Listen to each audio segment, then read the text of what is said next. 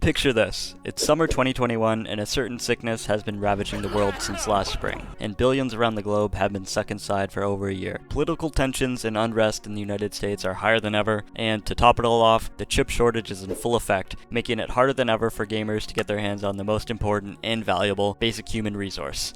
GPUs in game consoles. The world is in need of a pretty big pick-me-up to say the least. Then, on June 9th, 2021, Battlefield 2042 was announced. Now, I don't know if you remember, but people were hyped as shit for this game.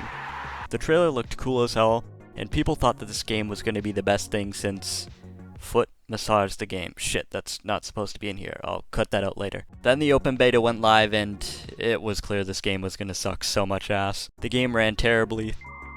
There were so many game-breaking glitches that it made Cyberbug at launch seem like a functional game, and to be completely honest, even if Battlefield 2042 had launched perfectly, it just wasn't as good as the previous Battlefields. Fast forward to summer 2023. It's been a year and a half since this dumpster fire launched, which is now beginning to fade from memory. Battlefield vets are starting to woefully accept that the series' prime is long past, and are just about to lose all hope.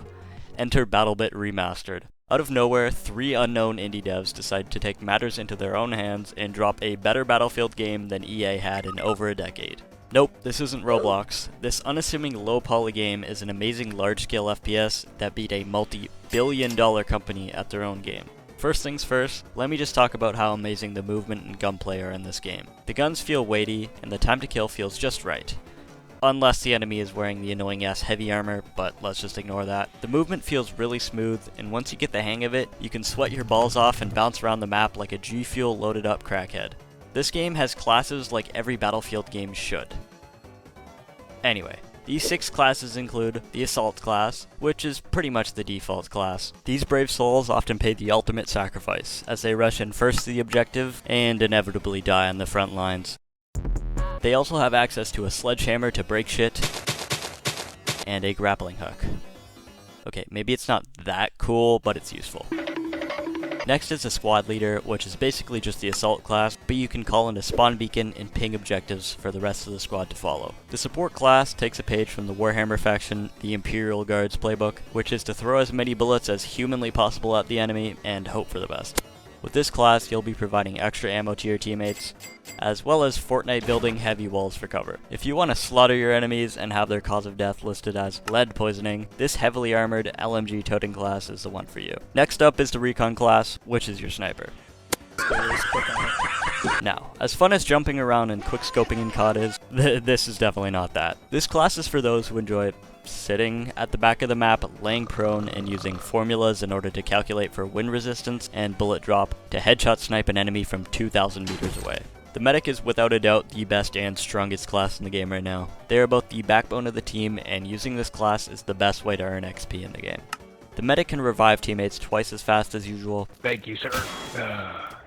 Oh, fucking, we guess I'm 200, of course. And also has access to the medic kit, which is essentially infinite healing for you and your teammates. I want to personally dedicate this video to the medics in this game. Not the meta-chasing vector-using medics, but the 40-year-old combat medic Fallujah veterans who will rush into the face of death like Andrew Garfield and Hacksaw Ridge in order to res me for the 4th time in a row after I'm shot from across the map by a sniper hiding at the top of a crane. I salute you. We truly couldn't do it without you. I myself would be using the medic class if it wasn't for the final and my personal favorite class, the engineer.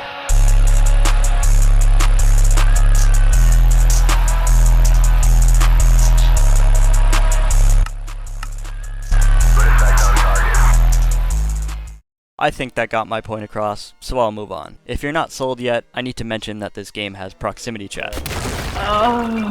Which is quite possibly the best thing you could possibly have in a multiplayer video game. Hello. Also, if you see a building, there's a good chance you can destroy it. Which is both satisfying and actually useful for gameplay purposes.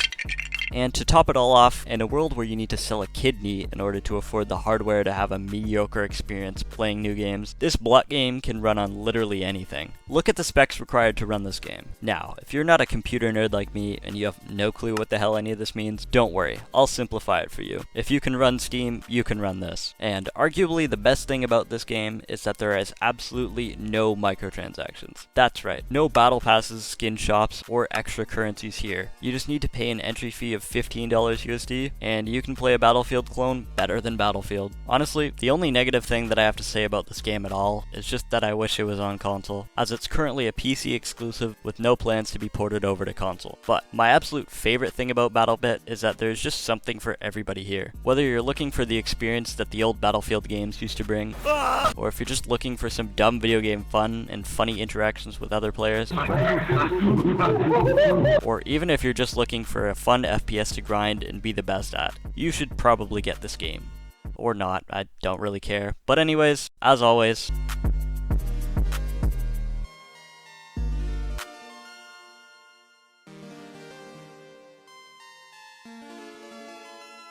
That's right, buddy. I found you.